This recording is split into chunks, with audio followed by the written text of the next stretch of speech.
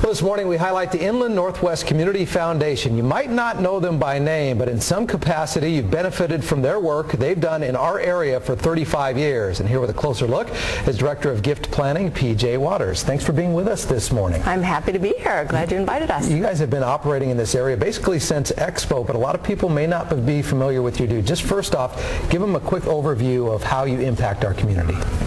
Boy, we impact the community in so many ways. About $3 million in grants goes into the community to nonprofit organizations, some of it to churches, to tribes, to schools in the form of scholarships. Every year, about $3 million going out. So it's come up to about $37 million since we started around Expo. That's why I want to look at you at a glance here. Founded in 1974, right around Expo. It was, and it was the Junior League that founded it. The Junior League, 3 members, Molly Van Martyr, Eleanor Magnuson, and Mary Heath, went back to a conference and learned about this entity called the Community Foundation, and they said, we need one of those in Spokane.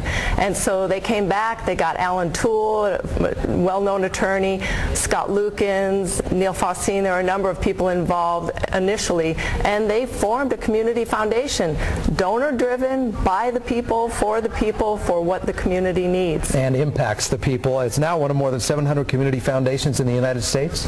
Yes, it makes us part of a really big family, so we're not on our own. Although we're the only one in eastern Washington, we also reach into North Idaho, and we're networked with 700 other community foundations throughout the country. If we have questions, they have questions. We talk all the time. There's no competition there, just benefiting and sharing information to benefit all of our local communities. Yeah, 10 counties in eastern Washington, 10 counties in northern Idaho. You said providing grant awards totaling $37 million since inception. That's money that's been directly put into this area, this community. It has. And the donors decide how that's going to go into the community. We're really administering these grants for them for the benefit of the community, but most of them know where they want to support it. They'll say give it to the Boy Scouts or the Red Cross or Vanessa Behan. They'll tell us, and then we make distributions once a year, so there's another cash flow to those organizations. Or else they'll say, I have no idea where I want this money to go, so you go ahead and use it, but make sure you benefit children, or make sure you benefit the Whitman County, and we're able to do that for them. So you don't have to say a specific entity. You can say, I'm passionate about helping the homeless, or I'm passionate about helping young children that are having a tough time, and then you guys can direct that fund to help impact those families. Absolutely, because I think we're in a really good position as the only community foundation in the Inland Northwest area. The proposals that we get from nonprofit organizations are stunning, and they're amazing things that those nonprofits are doing, and they need resources, so we're one more resource for them to help them accomplish these great programs. But the only way we can do that is because people entrust us with their philanthropic dollars, and they say go ahead and use them. There's a couple more points I want to point out about the INWCF. It manages more than 260 funds, assets of $50 million. It also meets Council on Foundations national standards for operational quality, donor service, and accountability in the community foundation sector. So it's basically checks and balances, if you will. It meets all of those requirements. It is. It's pretty rigorous. We are definitely transparent. You can go on our website, look at all our financials, how we're managing the funds, where the grants are going, who the donors are, unless the donor says, don't tell anyone who I am, I want to be completely anonymous.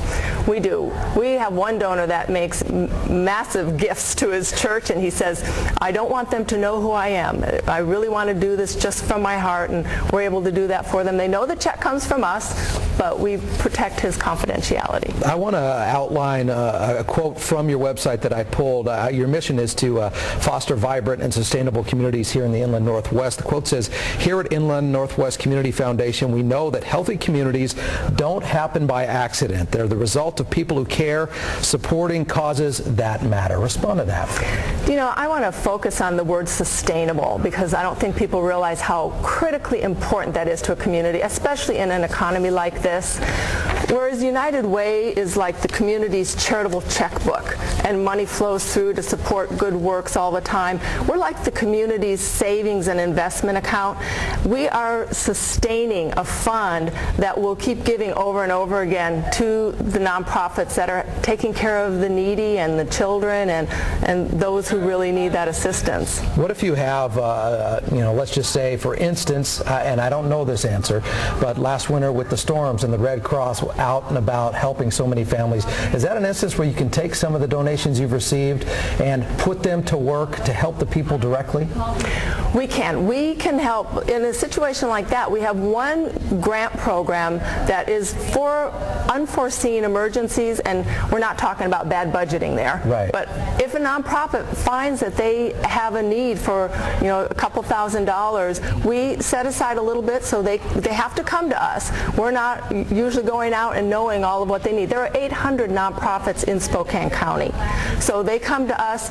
We have those funds to make available to them thanks to the donors that have entrusted us with that. And it's not just a company that wants to donate. It can be an individual. There is a minimum. Outline those parameters for people that say, you know what, that's the place I want my money to go so it can impact the community in which I live. Okay.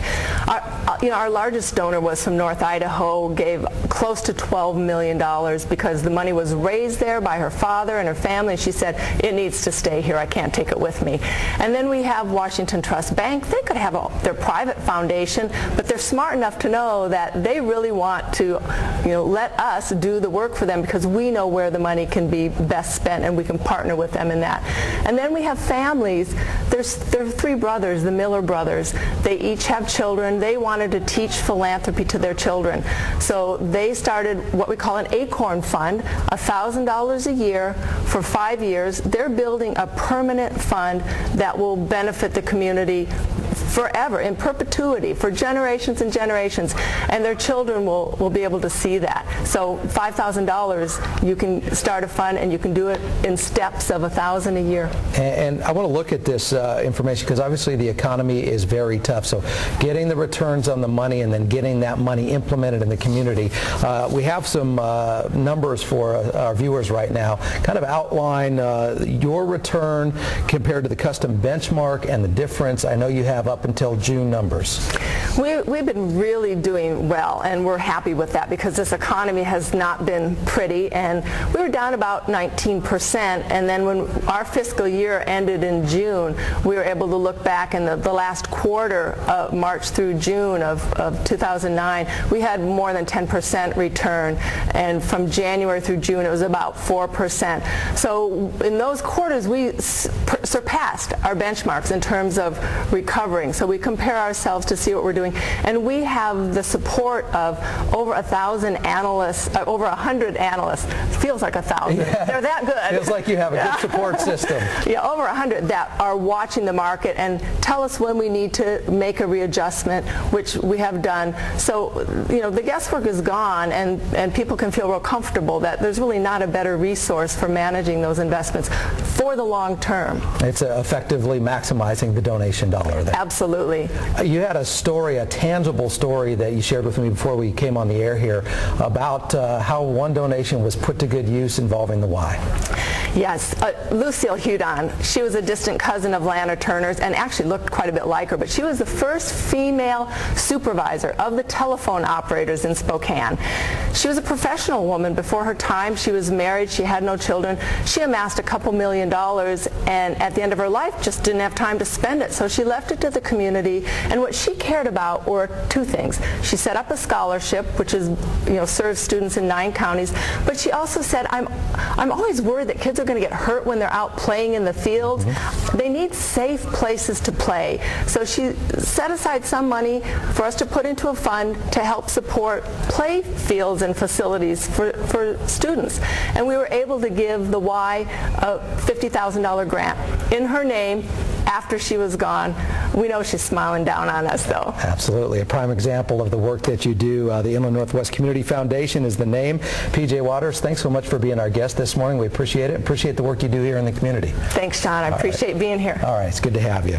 We're going to take a break. Here's how Wall Street wrapped up for the week. We're back in a minute here on Invest Northwest.